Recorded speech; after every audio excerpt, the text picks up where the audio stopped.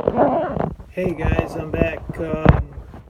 Want to talk to you a little bit about Apex and that assignment. All right, this one's pretty straightforward. I want you to read Apex's assignment. We're going to talk about corporate structuring, and that's a little bit beyond where you guys have been before. I want you to think about how businesses operate from it and how we strategize. So, remember, we talked about developing goals and objectives. So, chapter 2 is a lot about that. Well, we find ourselves in a multinational company that has multiple locations throughout the world, right? It's got a big footprint. And they're trying to determine how to reasonably set up decision making. And this is a common problem with companies. The customer wants fast, responsive service. And sales management certainly wants to give that to them because that's what their job relies on. So their goals are to sell more product and to make the customer happy. Well, that gets a little sticky when you get into tough situations, and it's difficult to make good decisions all the time that are best for the company in the long run. So companies, a lot of times, will pull those big decisions in-house and centralize it. And what centralization means is that we're making all the important decisions at home, and we're not allowing our business units to make those. Well, as you read through the article, you'll see that that's a problem. There's quite a few problems here that Mr. Ghosh runs into, but I'm going to give you some hints here, all right? One is that if everybody's tied together with profit and loss, or if everybody is tied together with mutual goals and objectives, we wouldn't have some of these problems, okay?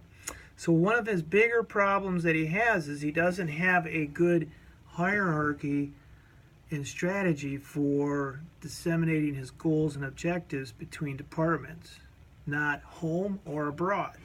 So read through that and you're going to see some of that, okay? So I've got about 8 or 9 questions there for you to sift through. This is pretty easy. Take your time, be complete with your answers, okay? But, you're going to look at trying to determine what pressures forced Ghosh to adopt a functional structure, 99. What were the problems of it, okay? So the reason is I want you to look at this first, get all your facts first, write them out. So when you go into business here in the next 6 to 12 months, you're going to solve problems, and you can't do that without a good, complete analysis. So start first with a clean sheet of paper, identifying what the problems were. Then you're looking at what could have caused these problems. All right? So I'm asking you to go through and do a complete list of why we're here, how we got here, and possibly what we can do to change it. All right? So take a look at that. And I can tell you the devil lives. The devil lives in the reporting structure. The devil lives in the incentive structure.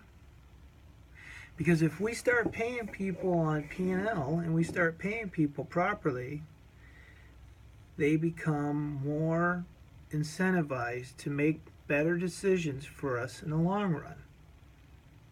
So a lot of my research and a lot of my consulting is about empowering people. I will empower even a lower management person to make big decisions because I'll connect their wallet to my profit. And guess what happens when that happens? They slow down under decision making, and they get real thorough about why they made their decisions the way they did, how they made it, and if they're going to have an acceptable outcome. So I believe strongly in putting even the lowest level employees' pay a little bit at risk. Okay, we can call it at risk, or I can say, I'm going to give you a sizable bonus if you do the right things. All right, however you want to look at it. So take a look at this particular assignment. I think you guys will like it. The next one's even a little bit more fun, but I want you guys to dig in here, and I'll start putting some things on that discussion board that'll help lead you to some of these answers. All right, have a good one.